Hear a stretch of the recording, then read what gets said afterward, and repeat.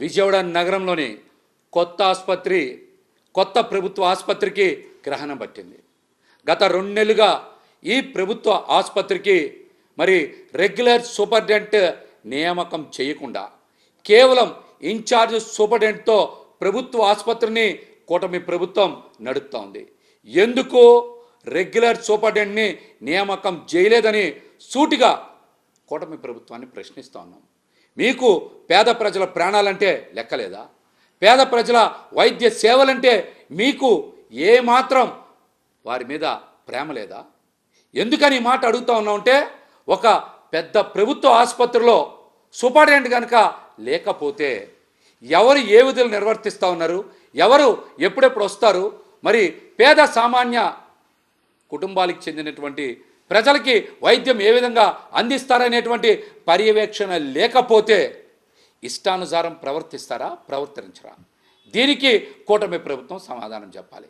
ఇంతవరకు అంటే గత 2 నెలలుగా విజయవాడ కొత్త ప్రభుత్వ ఆసుపత్రికి సూపరింటెండెంట్ నియామకం చేయకపోవడానికి కారణం ఏంటి? దీనికి వైద్య ఆరోగ్య శాఖ మంత్రి సత్యకుమార్ యాదవ్ గారు ఏం సమాధానం చెప్తారు? మీకు బేరం కుదరక ఇక్కడ రెగ్యులర్ సూపరింటెండెంట్ని నియామకం చేయలేదా? మీకు పర్సంటేజీలు సరిగ్గా ఇవ్వట్లేదని మరి కొత్త ప్రభుత్వ ఆసుపత్రిలో సూపరింటెండెంట్ని నియామకం చేయలేదా? సూపరింటెండెంట్ నియామకం సీనియారిటీ బట్టి చేస్తారని ప్రతి ఒక్కరికి తెలుసు. అయినా 2 నెలల పైబడుతున్న మీరు రెగ్యులర్ సూపరింటెండెంట్ని ఎందుకో నియామకం చేయలేదని వైద్య ఆరోగ్య శాఖ మంత్రి సత్యకుమార్ యాదవ్ గారిని, అదేవిధంగా రాష్ట్ర ముఖ్యమంత్రి చంద్రబాబు నాయుడు గారిని కూడా సూటిగా ప్రశ్నిస్తూ ఉన్నాం. మరి గత ఏడాది సుమారు 4,000 పైచిలకు ఆపరేషన్లు కొత్త ప్రభుత్వ ఆసుపత్రులు జరిగాయి.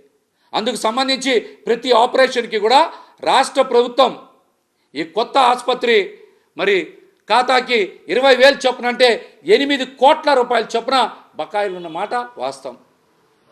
అక్కడ రెగ్యులర్ సూపరింటెండెంట్ లేకపోవడం వలన రాష్ట్ర ప్రభుత్వం విజయవాడ నగరంలోని కొత్త ప్రభుత్వ ఆసుపత్రికి బిల్లులు బకాయిలు సుమారు 8 కోట్ల రూపాయలు ఉన్న మాట వాస్తవం.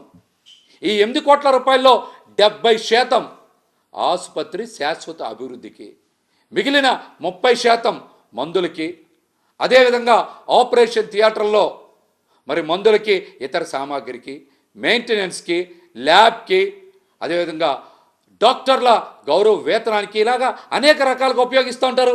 కానీ ఇక్కడ గత 2 నెలలుగా రెగ్యులర్ సూపరింటెండెంట్ లేకపోవడం వలన గత ఏడాది ఈ ప్రభుత్వ ఆసుపత్రికి ఇవ్వాల్సినటువంటి 8 కోట్ల పై చిలుకు బిల్లులు బకాయిలు చెల్లించలేదన్నమాట వాస్తవం. దీని మీద కూటమి ప్రభుత్వం తక్షణమే స్పందించాలని కూడా మేమైతే డిమాండ్ చేస్తున్నాం. ఎందుకు ఈ మాట మాట్లాడుతూ ఉన్నామంటే, ఈ 2 నెలలకి ముందు ఇక్కడ ఇన్ఛార్జ్ సూపరింటెండెంట్గా మరి సిద్ధార్థ ప్రభుత్వ వైద్య కళాశాల ప్రిన్సిపల్ గారిని ఇక్కడ నియామకం చేశారు.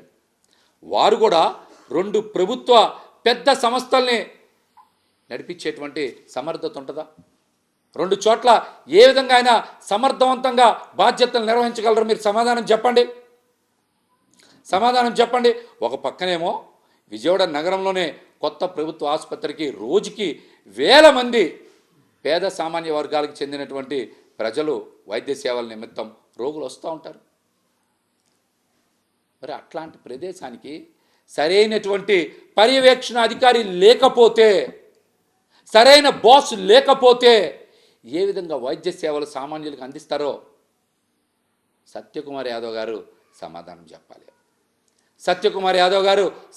చెప్పాలి. అదేవిధంగా పాత ప్రభుత్వ ఆసుపత్రుల్లో ఎక్కువ శాతం మహిళలకు సంబంధించినటువంటి వైద్య సేవలు అందిస్తారు. అక్కడ కాన్పులు, మహిళలకు సంబంధించినటువంటి వైద్య సేవలు, గర్భిణీ స్త్రీలు, పిల్లలకు సంబంధించినటువంటి వైద్య సేవలు అందిస్తారు. అక్కడ కూడా మహిళా సూపరింటెండెంట్ నియామకం చేయకుండా మరి ఒక మేల్ సూపరింటెండెంట్ని ఏ విధంగా నియామకం చేస్తారని ప్రశ్నిస్తూ ఉన్నాం. ఎందుకు ఈ మాట మాట్లాడుతూ ఉన్నాం అంటే, గతంలో ఇక్కడ ఒక మహిళా సూపరింటెండెంట్ ఉంటే వారిని మరి కొత్త ప్రభుత్వ ఆసుపత్రికి మార్పు చేశారు. దీనికి కారణం ఏంటి? దీనికి సంబంధించినటువంటి అనేక అంశాలు మాకు తెలుసు. అయినప్పటికీ కూడా మేము ఒక్కటే డిమాండ్ చేస్తూ ఉన్నాం. పాత ప్రభుత్వ ఆసుపత్రుల్లో ఎక్కువ శాతం మహిళలకు సంబంధించినటువంటి వైద్య సేవలు అందిస్తారు కాబట్టి అక్కడ మహిళా సూపరింటెండెంట్నే నియామకం చెయ్యాలని కూడా డిమాండ్ చేస్తున్నాం. అదేవిధంగా కొత్త ప్రభుత్వ ఆసుపత్రిలో గత 2 నెలలుగా 400 మంది శానిటేషన్ మరియు సెక్యూరిటీ సిబ్బందికి జీతాలు ఇవ్వట్ల. వాళ్ళందరూ కూడా సామాన్య ప్రజానీకం. వాళ్ళకి 2 నెలలుగా జీతాలు లేకపోతే ఏ విధంగా వారు జీవనం గడుపుతారని కూడా అక్కడ ఉండేటువంటి కాంట్రాక్టర్ని సూటిగా ప్రశ్నిస్తూ ఉన్నాం. ప్రభుత్వం కూడా ఈ విషయం మీద దృష్టి సారించాలి.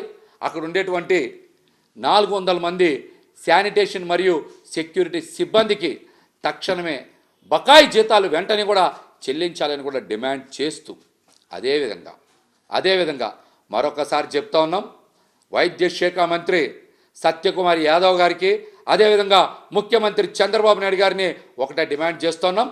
విజయవాడ నగరంలోని కొత్త ప్రభుత్వ ఆసుపత్రికి తక్షణమే రెగ్యులర్ సూపరింటెండెంట్ని నియామకం చేయాలి. ప్రభుత్వ ఆసుపత్రిని అభివృద్ధి చేయాలి.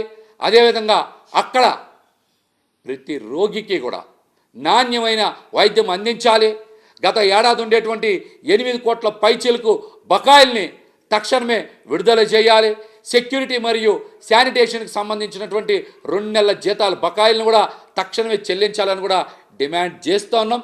లేని పక్షంలో ఈ అంశాన్ని మా పార్టీ అధ్యక్షులు జగన్మోహన్ రెడ్డి గారి దృష్టికి తీసుకెళ్తాం. తప్పనిసరిగా పేద సామాన్య వర్గాలకి అండగా నిలబడేలాగా జగన్మోహన్ రెడ్డి గారు ఈ ప్రభుత్వాన్ని ప్రశ్నిస్తారని కూడా ఈ సందర్భంగా తెలియజేస్తా ఉన్నాం.